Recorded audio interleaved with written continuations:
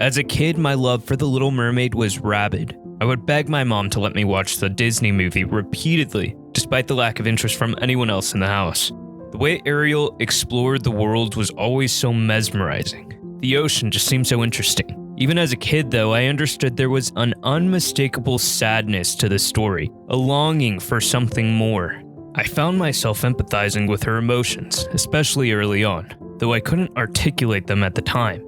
Diving into the story's history revealed a deeper significance, not just for the character but the story as a whole, a hidden allegory chosen purposefully by the author. In Hans Christian Andersen's tale, The Little Mermaid, themes of love, sacrifice, and longing converge to craft a narrative of profound emotional resonance. It tells the story of a mermaid longing for a life outside the confines of her underwater world. The mermaid rises up to the land above on her 15th birthday and discovers a shipwreck during a storm. Among the survivors is a prince, whom the mermaid rescues and falls madly in love with. Determined to be with him, she asks for the help of a sea witch, who offers her a potion to exchange her tail for human legs.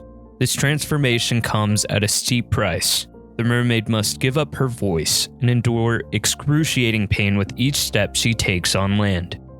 Despite her sacrifices, the prince remains oblivious to the mermaid's role in his rescue and falls in love with another woman. Soon, the mermaid is faced with the critical decision: either end the life of the prince and return to the sea to live as a mermaid, or embrace her inevitable fate and dissolve into sea foam as dawn breaks. In an act of selflessness, the mermaid chooses to spare the prince's life by sacrificing her own. As morning comes, she casts herself into the sea, dissolving into sea foam while her spirit ascends as an air sprite. We all know the story, at least the Disney-fied version, but a deeper interpretation of the original Little Mermaid suggests a deeper layer to Hans Christian Andersen's narrative, hinting at themes of unrequited love and concealed identity. Through this lens, the story can be seen as a reflection of personal struggles with longing and the pressures of societal expectations. The mermaid's journey, marked by sacrifices made for an unattainable and unrequited love, bears a stronger resemblance to Andersen's own emotional experiences than one would think. Hans Christian Andersen, born on April 2nd, 1805 in Odense, Denmark, grew up in a small one-room house with his shoemaker father and washerwoman mother. Despite their circumstances, Andersen's early years were filled with stories and encouragement from his father, who introduced him to a love of literature. After his father's death when Andersen was just 11, his mother remarried and he was sent to a local school for poor children. His mother hoped he would learn a trade, but Andersen had bigger dreams. From a young age, though, Andersen was often ridiculed by his peers. His high-pitched voice made him an easy target for bullying, and he was often teased.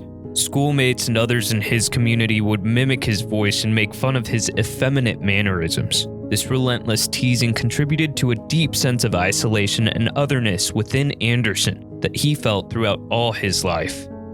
At 14, Andersen moved to Copenhagen to pursue a career in the arts. His initial attempts at acting and singing were met with rejection, and financial struggles soon followed. However, with the support of a patron, Jonas Collin, he began to focus more on his writing. His literary breakthrough came in the 1830s with the publication of his novel, The Improvisator, and a series of fairy tales that would define his career.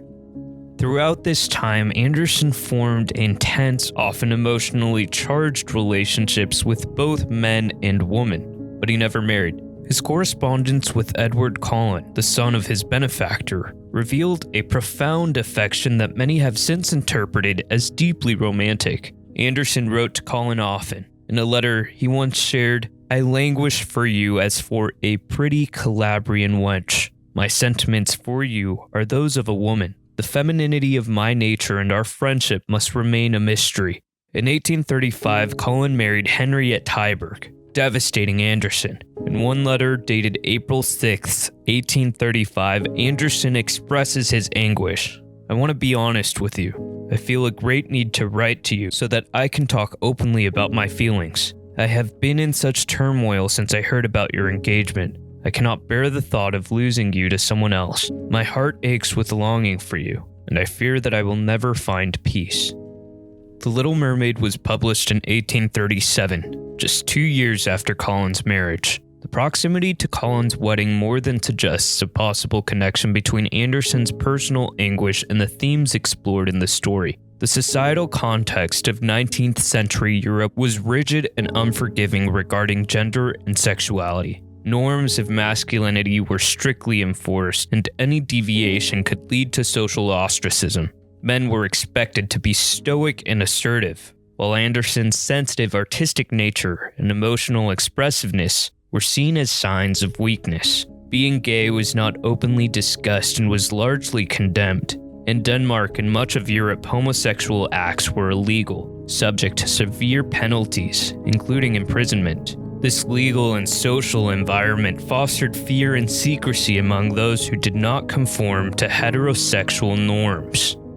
Andersen's diaries provide a poignant glimpse into his inner turmoil and unfulfilled desires. In 1835, he wrote, "The friends of my youth have married. When I recall to mind my own unhappy heart, a sigh rises from the depth of my soul." Another diary entry from 1840 reveals his complex feelings toward Edward Colin. "I felt again for the first time what love is. I dare not let these feelings take root, for they are destructive, and I should not survive their blossoming." Despite the hostile environment around him, Andersen's work subtly reflects his inner conflicts and emotional landscape, a testament to his literary genius. His fairy tales often explore themes of transformation, unrequited love, and the desire for acceptance. During his lifetime, Andersen's contemporaries had mixed views of him. His peculiar habits and demeanor earned him both admiration and ridicule. As his literary success grew, he gained respect and recognition, but his personal life remained a subject of speculation and ostracism.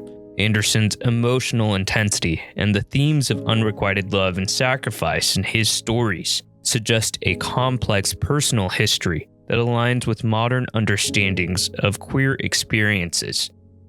Andersen's The Little Mermaid reflects his personal journey of unrequited love, notably for Edward Cullen. Through subtle allegory, the mermaid's unfulfilled affection parallels Andersen's emotional longing for Colin. Literary historians have drawn parallels between the story's themes of sacrifice and transformation and the struggles of queer individuals concealing their desires within repressive societal norms.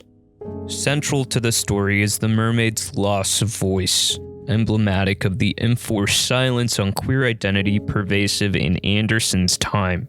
This silence mirrors the emotional burden of living in secrecy and suppression. The mermaid's acceptance of her fate mirrors Andersen's resignation to societal constraints, depicting the disillusion of his own aspirations in the face of societal condemnation. Published amid stringent moral and legal standards on sexuality, The Little Mermaid serves as a coded narrative, reflecting Andersen's experiences and those of other queer people of the time.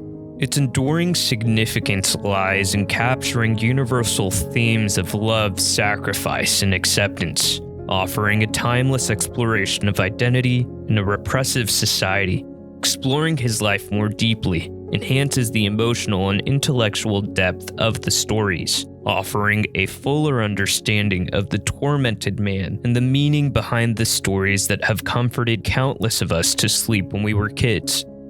Christian Andersen's legacy as a storyteller endures, inviting ongoing exploration of the deeper, often hidden facets of his personal and emotional life, marked by hidden crushes, personal struggles, and literary triumphs. Often recognized solely for his children's bedtime stories, Christian Andersen's life journey unveils a profoundly intricate portrait of a man driven by deep romantic inclinations and extraordinary literary genius.